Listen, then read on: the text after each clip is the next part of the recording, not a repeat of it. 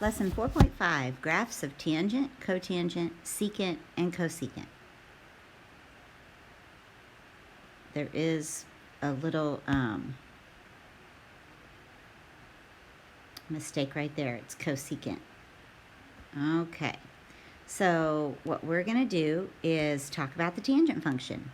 The tangent function is defined by tangent x equals sine x over cosine x. And I just want to talk about this graph for a minute just so that we know what to pay attention to and know how this graph was formed. But this is the graph of the tangent function. And I want you to notice that there are vertical asymptotes where cosine of x is 0.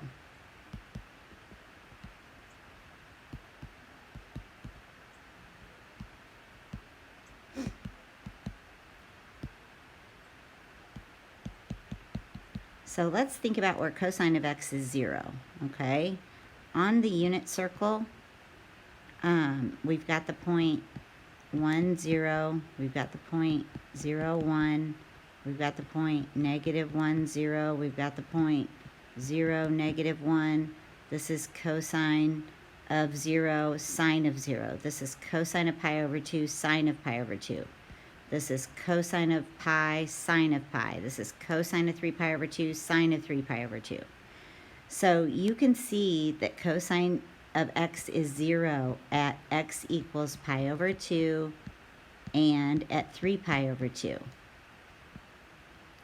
Now, if you were looking at going in the negative direction, because I just started and went into the positive direction, so I was traveling, counterclockwise that way, and I saw pi over 2 and 3 pi over 2 as I was going around. Those were my two spots in my from 0 to 2 pi.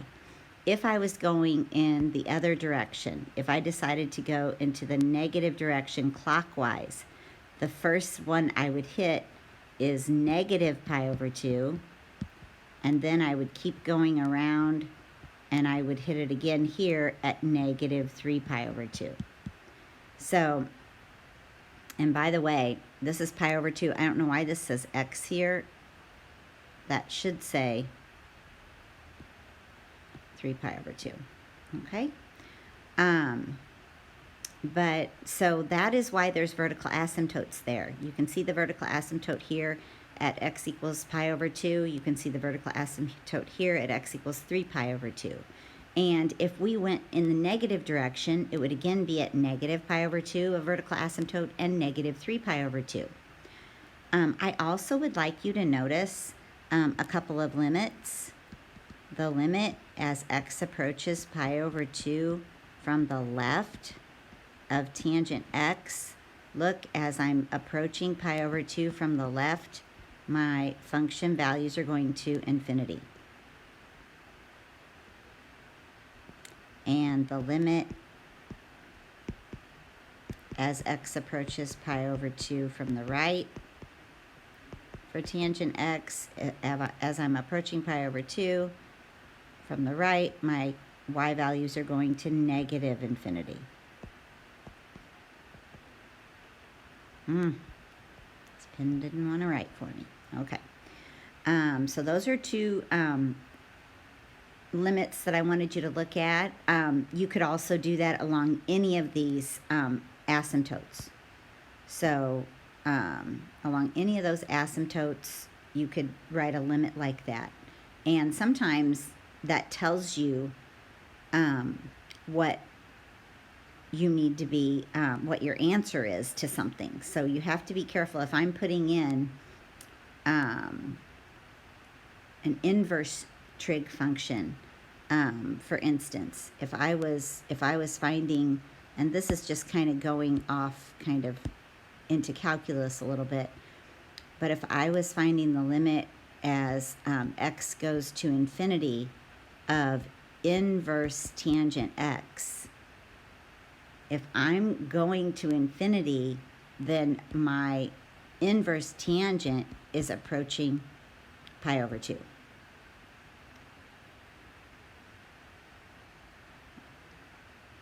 Okay, so I don't know, you know, you just might want to think of it like that, where, you know, you need to be thinking about what this function is doing as it approaches those asymptotes. All right, so I also want you to pay attention to the length of one cycle. This right here just keeps repeating. You're just going to keep seeing the same thing, you know, all the way through. So this is one full cycle.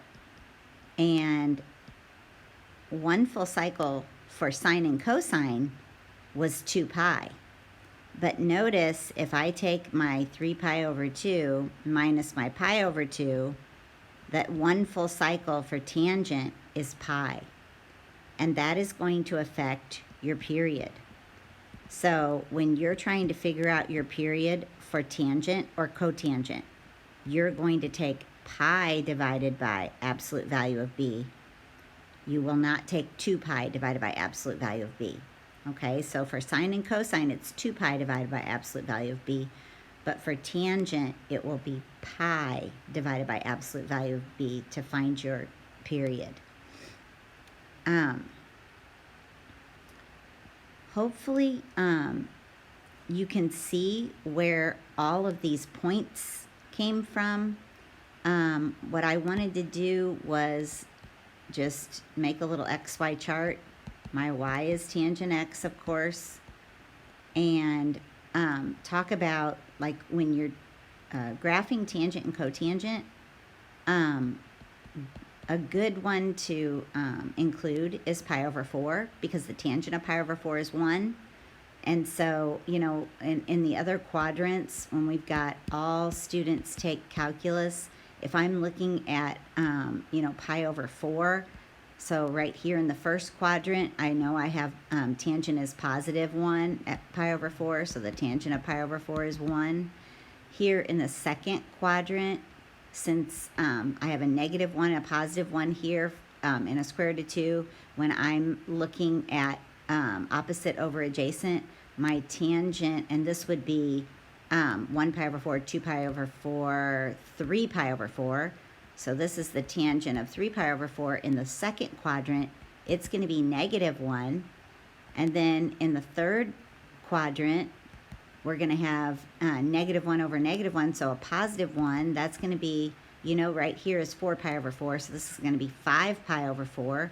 So in the third quadrant, the tangent of 5 pi over 4 is positive 1, because it's a negative 1 divided by a negative 1.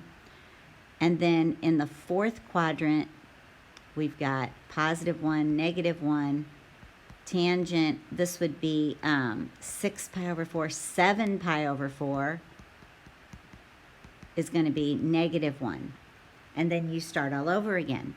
But that's why a lot of times when we're graphing tangent, the values that we would use are going to be every pi over 4. So 0 pi over 4, and then this would be 2 pi over 4, which is pi over 2, 3 pi over 4, 4 pi over 4, which is pi. And that's why, you know, so if I was looking at the tangent of 0, I would be thinking, well, what's the sine of 0 divided by the cosine of 0? Well, that's 0 divided by 1, so that's 0. So that's, you know, why they gave us this point right here. And then at pi over 4, what's the tangent of pi over 4? So, you know, that one's going to be positive 1. So here's your pi over 4 here, and there's your positive 1. And then tangent of pi over 2 is the same thing as the sine of pi over 2 divided by the cosine of pi over 2. And so that's going to be 1 over 0. So that one is undefined. So that's why you have your vertical asymptote there. Tangent of 3 pi over 4, we said, was negative 1. So when we go, here's our 3 pi over 4. And we've got a negative 1 there. At pi, tangent of pi is equivalent to the sine of pi divided by the cosine of pi. The sine of pi is 0. Cosine of pi is negative 1. That gives us 0. So that's our point right here. And then the next one would be 5 pi over 4. And that one was in the third quadrant, and we said it was positive 1. So the tangent of 5 pi over 4 is positive 1. So here's my 5 pi over 4, and here's my positive 1. So that's how you're getting your values there.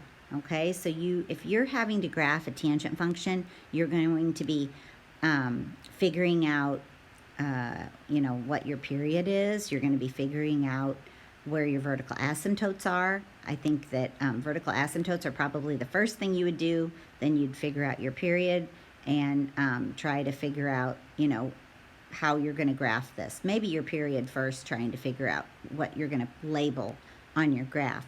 And we're getting ready to do one like that next, okay?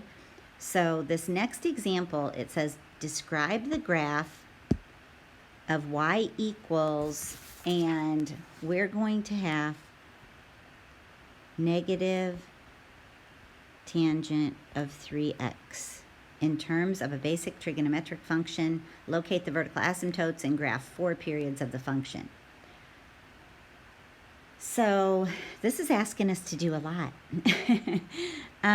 What I thought we would start out with is just reminding ourselves what, like our main, like if I put tangent in here, this would be one way to look at, our main formula.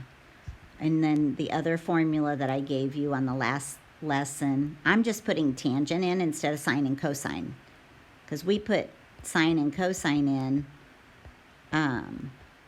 for the last one, but you can put tangent in there too. So the way this one looks, I would probably use this one. It doesn't really have an h and a k, so I'm not worried about h and k. So if I was putting our function y equals negative tangent of 3x here, I can see that my a is negative 1. Remember that your a is your amplitude. It's still 1, but this tells me that I'm going to reflect across the x-axis. Okay, so, just, you're still going, well, in tangent, it's not really an amplitude, but it stretches it. So for a tangent, it's not, it's like we're still going to call it an amplitude, but it's not really an amplitude. I'll show you whenever we graph it. And since it's 1, you're not going to see it, but we can graph another one. So for this one, your b is 3. Now that's your period coefficient. And remember that if I was trying to find my period for the other functions, it would be 2 pi over absolute value of b. But since this one completes a cycle in pi radians, it's going to be pi divided by the absolute value of b.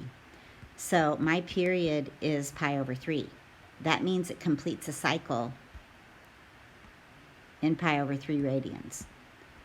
Completes a full cycle in pi over 3 radians. And this is equivalent to a horizontal shrink by a factor of 1/3. Okay, so that ends up being a horizontal shrink, because this normal, that occurs up here, I'm just gonna, try and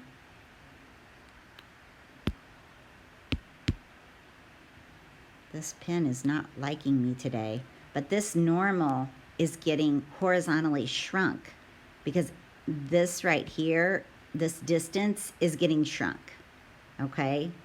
It's only going to be pi over 3. It's not going to be pi. So that's a horizontal shrink by a factor of 1/3. So the next thing I would do is find my vertical asymptotes.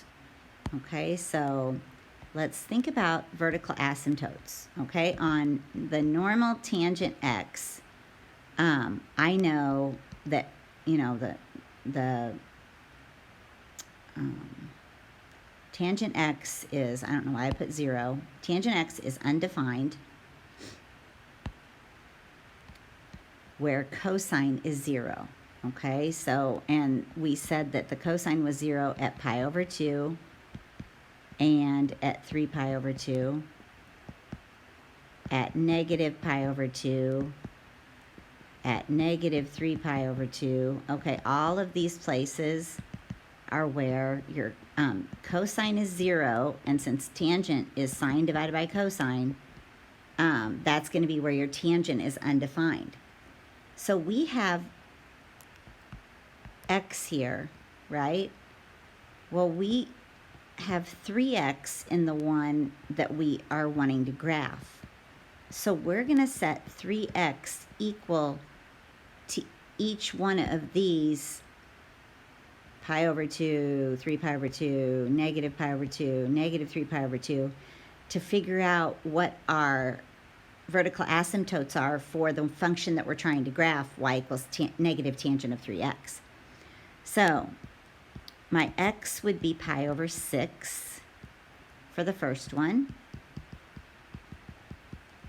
My x would be pi over 2 for the second one.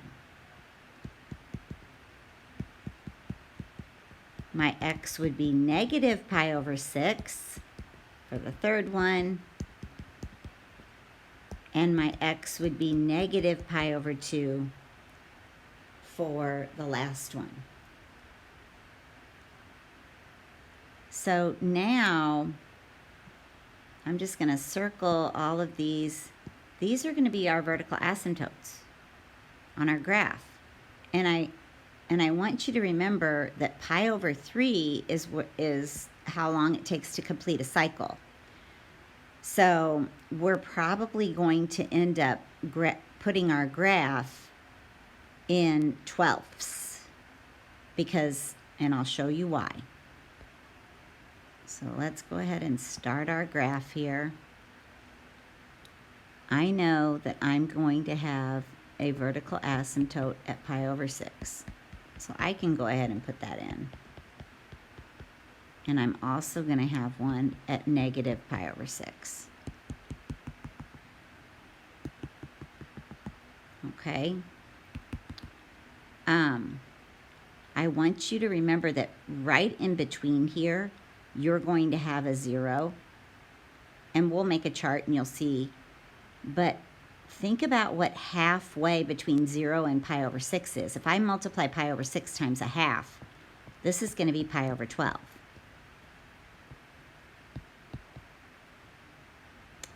And then, so this is like 1 pi over 12, 2 pi over 12. Then we're going to have 3 pi over 12, which is pi over 4.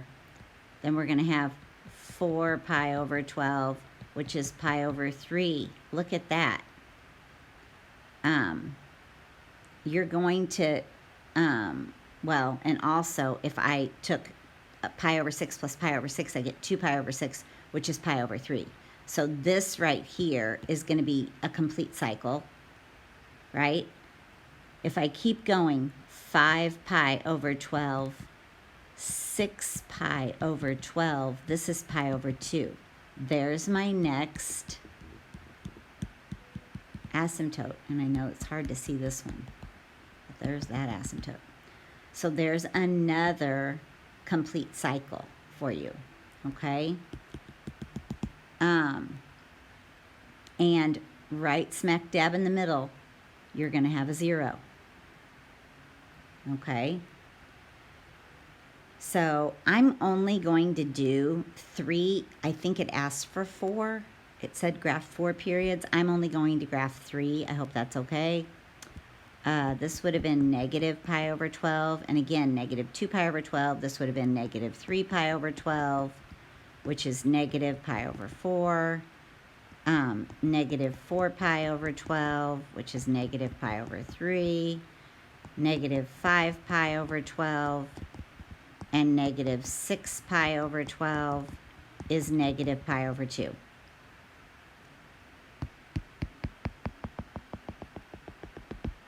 Okay, and smack dab in the middle is your 0, and we'll verify it, okay? So now, I'm going to go ahead and make my chart, okay? So we've got our x, we've got our y equals negative tangent of 3x. Okay, this is what we're graphing. We've got 0, pi over 12. We don't need to worry about pi over 6. 3 pi over 12 is pi over 4. We don't need to worry about pi over 3. 5 pi over 12. Just to kind of see, you know, what's happening here. We've got negative pi over 12, because now I'm going in the other direction. We've got negative pi over 4. We don't need to worry about negative pi over 3. We've got negative 5 pi over 12. And that should be enough. So negative tangent, this thing just doesn't like me. Negative tangent of 3 times 0. Well, tangent is 0, 0. Okay, so that's your 0, 0. That's the only one I'm going to do. I didn't do the other ones. Negative tangent of 3 times pi over 12. Okay, so this is pi over 4. Well, the tangent of pi over 4 is 1, but then the negative of that is negative 1. So when I go here, I'm going to go to negative 1. I'll put a positive 1 there. And now negative tangent of 3 times pi over 4. Well, the tangent of 3 pi over 4 was negative 1 times a negative is a positive 1. So at pi over 4 here, I've got positive 1. And negative tangent of 3 times 5 pi over 12, I can say divide by 3, divide by 3. This is at 5 pi over 4. And we knew that at 5 pi over 4 it was positive 1, but then times the negative, it gives us a negative 1.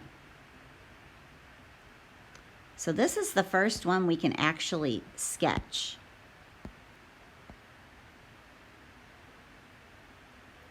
And notice it's going in like a reflective way. The other ones were going like this, right? And now it's, since it's the reflection, it's going like that, okay? So it's going to be going that different way. I hope I can erase that without messing too much up. But let's keep going on here. This is going to be negative tangent of negative 3 pi over 12, which is negative pi over 4. And negative pi over 4 gives us a negative 1 times a negative gives us a positive 1. So for that one, I've got positive 1. Now I can draw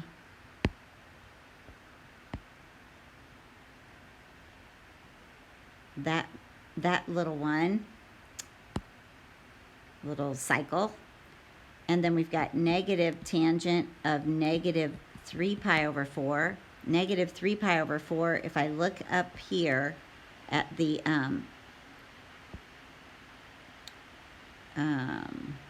didn't I graph it? Oh, maybe I didn't. But your, here's negative 1 pi over 4, negative 2 pi over 4, negative 3 pi over 4. We said the tangent was positive. Okay, so if your tangent is positive there, but then you, positive 1 times negative gives us negative 1. And then negative tangent of 3 times negative 5 pi over 12 divide by 3 is actually negative 5 pi over 4, which puts you up in the second quadrant. gives you a -1 times a negative is a +1. So those last two, we had -1 and we have +1. And so that does match with the graph that we have been sketching. So they asked for 4 periods. I drew 3, okay? I think it's enough. But hopefully this helps you. We did not really talk about cotangent, but this is actually, this shape is what cotangent looks like. So that tangent and cotangent, like up here where this was the tangent function, if I would have drawn the cotangent function, because cotangent of x is equivalent to cosine of x over sine of x, I would have vertical asymptotes where the sine of x is 0. And we know that the sine of x is 0, at pi, at 2 pi, at 3 pi, 4 pi, like all of those k pi's. And so if you were sketching cotangent x, you would have an actual vertical asymptote on the y-axis here, and then you'd have another one at pi, and another one at 2 pi, one at -pi, and one at -2 pi, and of course it would just keep going. And if you were sketching a graph of it, at pi over 2, your cotangent is going to be 0. And at pi over 4, it's going to be +1. And at 3 pi over 4, it's going to be -1. So it looks like a negative tangent function, right? Because the tangent goes this way when it's positive, and it goes this way when it's negative down here. So it just doesn't have the same vertical asymptotes. But if we kept going, this would happen again like that, and we would have another cycle here. If we kept going, it would happen again like that, and we'd have another one like that, and yada, yada, yada. We just didn't have cotangent in there, but that's what it would look like. Now we're moving to secant and cosecant. So now, first thing I want to remind you is that the secant of x is equivalent to 1 over the cosine of x. Okay, and you should always remember that. So what I would do if I was sketching this is I would lightly sketch like a dashed cosine function in. I would just dash my cosine function in if I was going to graph secant. And I would say, okay, wherever my cosine is 0, I'm going to have a vertical asymptote for secant. So look, here's where my cosine is 0, I put a vertical asymptote. Here's where my cosine is 0, I put a vertical asymptote. Here's where my cosine is 0, I put a vertical asymptote. Here's where my cosine is 0, I put a vertical asymptote. Now, to graph the actual function, think about, well, first I should probably put cosine is, this would have been pi over 2, this would have been pi, this would have been 3 pi over 2, and this would have been 2 pi. This would have been -pi over 2. This would have been -pi, -3 pi over 2, and -2 pi, okay? So if I was going to make my chart, y equals the secant of x, and I have 0, pi over 2, pi, 3 pi over 2, 2 pi, and then -pi over 2, -pi, -3 pi over 2, okay? We already said that it's undefined at pi over 2 and at 3 pi over 2. It's undefined at negative pi over 2 and negative 3 pi over 2. And so those are already filled in. If I wanted to find the secant of 0, I would say, oh, that's 1 over the cosine of 0. Well, the cosine of 0 is 1, so 1 over 1 is 1. So at 0, we have 1. Well, what ends up happening is it's going to go up like that and approach infinity on both sides of those vertical asymptotes. But it's going to share that 1 point with cosine. And then when we go to the secant of pi, it's 1 over the cosine of pi. Well, the cosine of pi is negative 1. So 1 over negative 1 is negative 1. So that's this point right here. Again, it shares that point and then continues this way. Okay, so the red is the graph of the secant function. At 2 pi, the secant of 2 pi is 1 over the cosine of 2 pi. Well, the cosine of 2 pi is 1, so 1 over 1 is 1.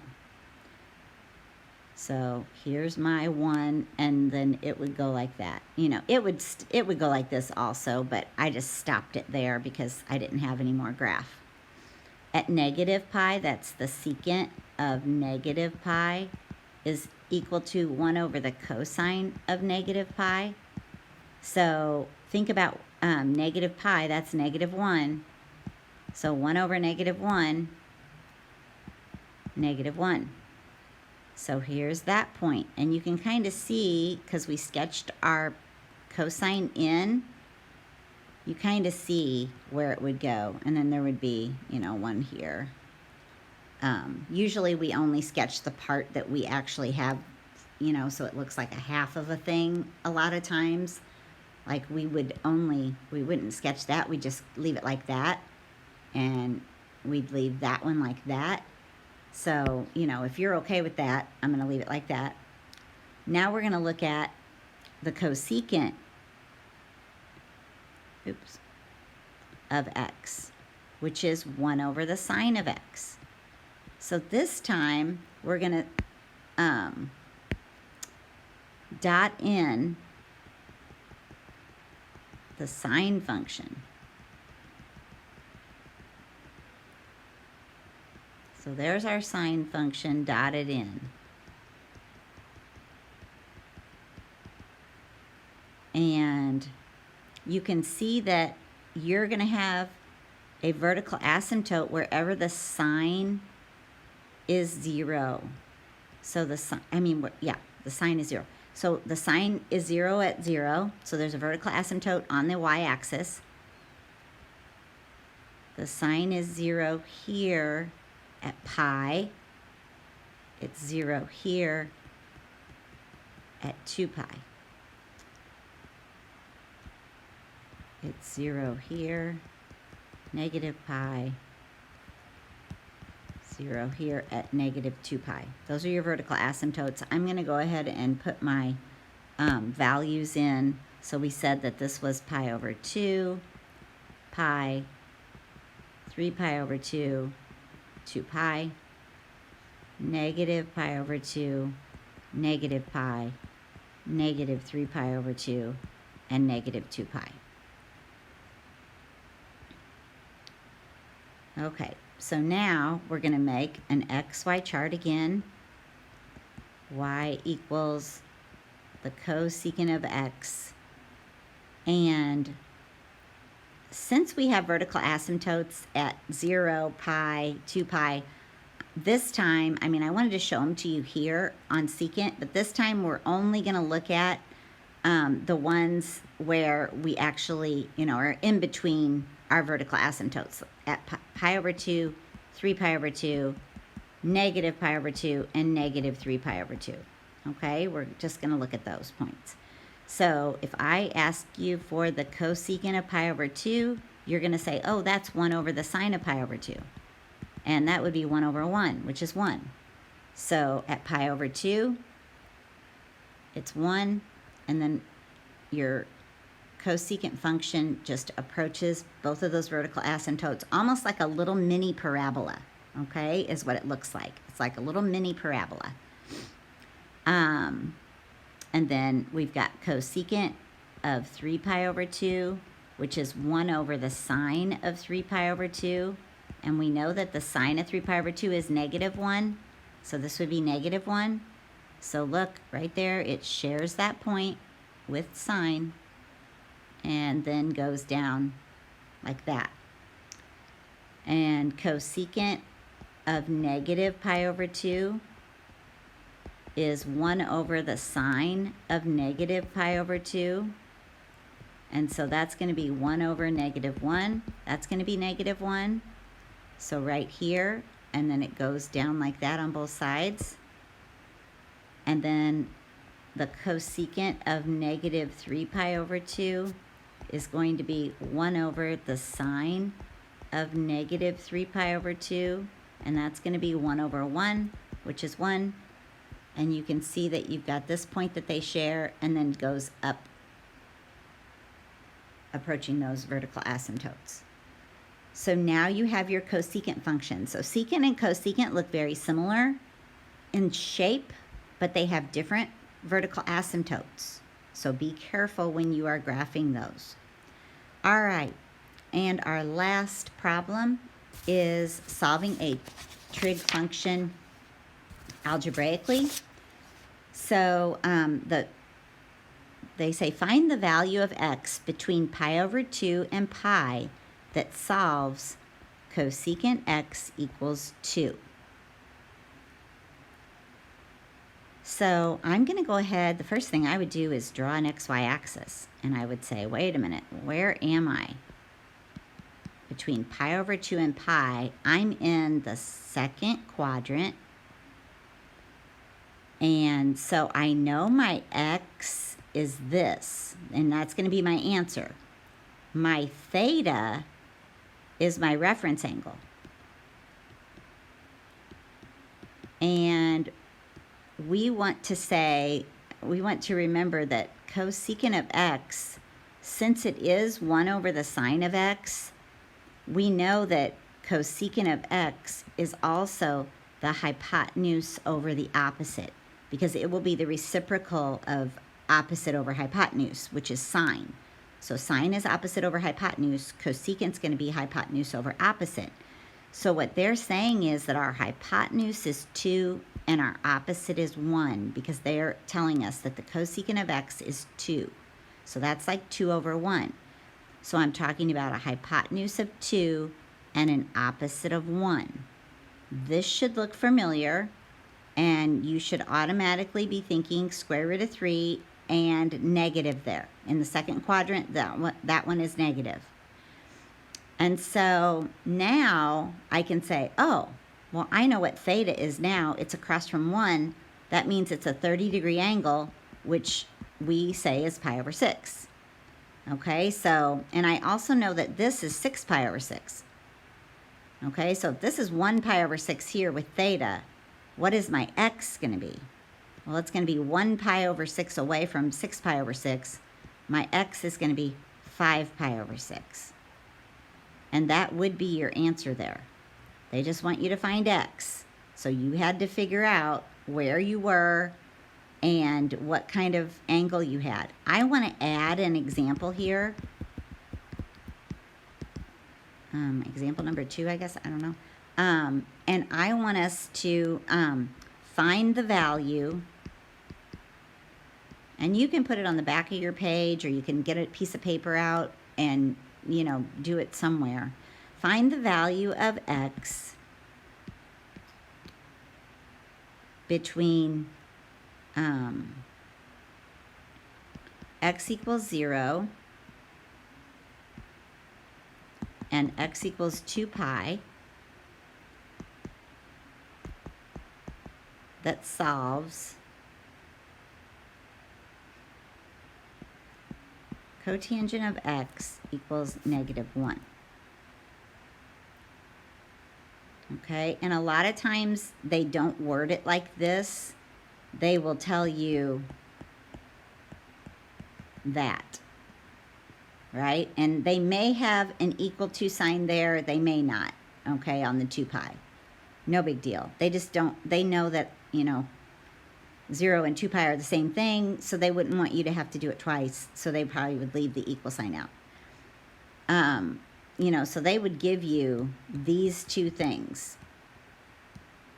and say, find all the x values where that's true. I don't know what's wrong with this pencil. Anyway, so what I would do, draw an xy axis,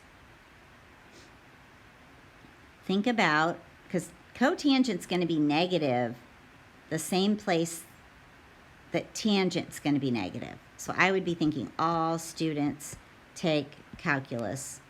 Tangent is positive here and here. So that means it's negative here and here in the second and fourth quadrants. Well, that's also where cotangent is negative.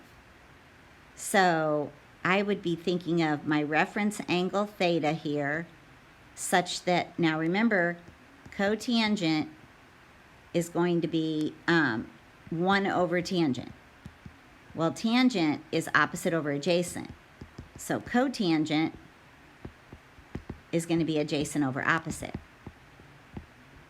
So if our adjacent over opposite is negative 1 over 1, right? So our adjacent is the one to the side over opposite, okay? Now, it doesn't matter whether the negative's on top or bottom, but for the second quadrant, it works out that the negative's on top, because the adjacent, that would make sense that that would be the negative. But for the fourth quadrant, the adjacent would have to be positive and the opposite would be negative. So this one, you'd write it like that for the fourth quadrant. They're both negative 1. But now you can see that your theta must be pi over 4, but you're looking for your x, right? You want to know what that x is. You also want to know what this x is. You're going to have 2 answers to this, okay? One of your x's is going to be in the second quadrant. The other one is going to be in the fourth quadrant. It's going to be a fourth quadrant value. So now, we've got, of course, our 45, 45, 90 here, and I know that this is pi, which is 4 pi over 4. So 1 pi over 4 away is 3 pi over 4. So our first x is 3 pi over 4. And then, of course, 4 pi over 4, this would be 5 pi over 4, 6 pi over 4. This one's going to be 7 pi over 4. So that's going to be your other answer. So there's another example of how to solve one of those trig equations algebraically, because we want you to be thinking